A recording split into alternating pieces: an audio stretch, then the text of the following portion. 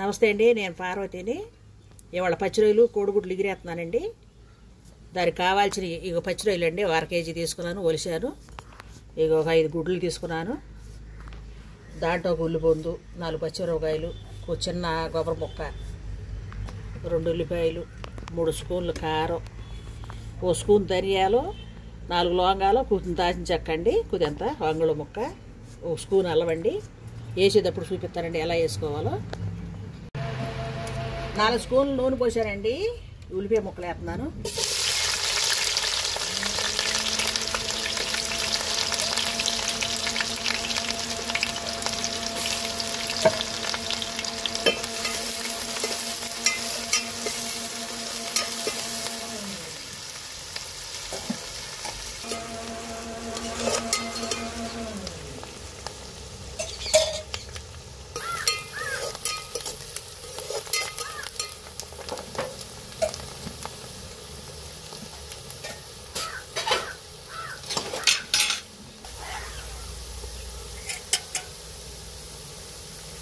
ఉల్లిపాయ ముక్కలు ఎగిరియండి, ఉల్లిపొంది వేస్తున్నాను.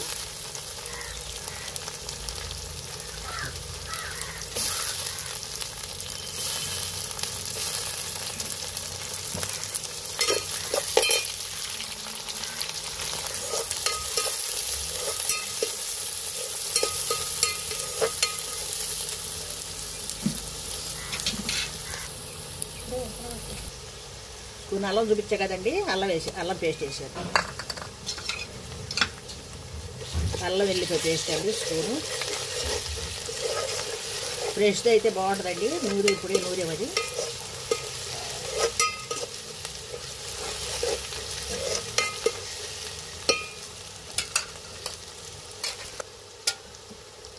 పచ్చిరొయ్యలు వేస్తున్నానండి.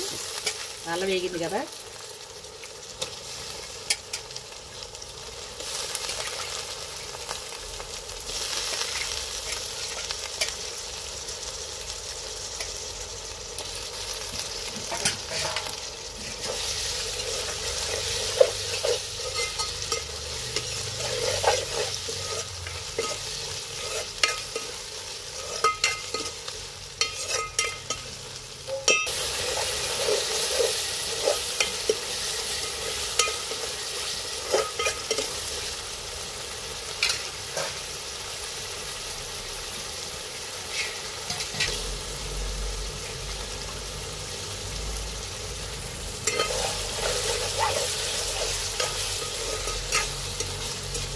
గుడ్లు వేసారండి, కోడిగుడ్లు వేసాను. వీటిని కడుపు నూనె లేగినాక ఉప్పు కారం వేస్తారండి.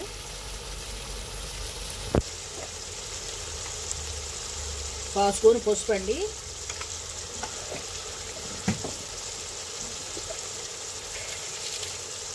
ఇదిగండి 2 స్పూన్లు ఉంటుంది ఉప్పు.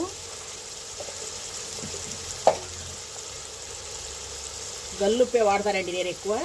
2 స్పూన్లకి వేసాను. ఇదిగండి 3 స్పూన్లు కారం. ఇంట్లో కొన్న కారం కదండి, ఇంట్లో పట్టించిన కారం. నేను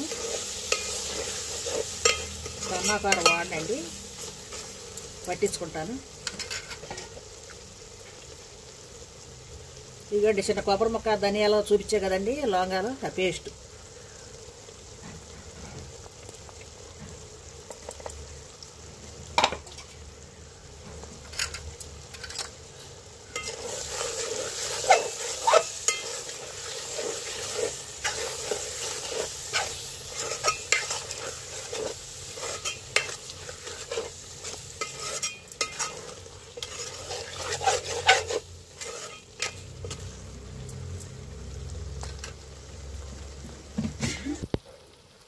ఇదిగండి మసాలాలో ఉప్పు కారం అన్నీ వేసే కదా, అక్కడ నూనె పైకి తేలాలండి. అప్పుడు పచ్చి వాసన అనేది ఉండదు. అందుకే ఇక్కడ నూనె పైకి తేలిదాకా ఎగరిచ్చారండి. మసాలాలో వేసి ఉప్పు కారం వేసి ఇప్పుడు ఈ కూరలో సరిపడా నీళ్ళు పోతారండి.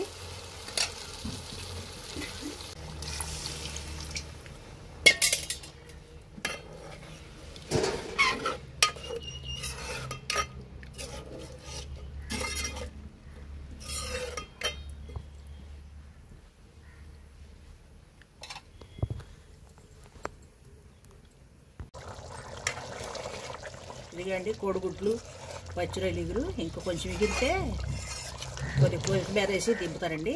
ఎగరొచ్చింది. వేసిన ఉప్పు కారం అన్నీ చక్కగా సరిపోయినాయండి. ఇక కొద్దిగా ఎగిరినాక కొత్తిమీర వేసి దింపుకుంటే సరిపోద్దండి. ఇదిగోండి కూర ఎగిరింది కదా, కొత్తిమీర వేస్తున్నాను.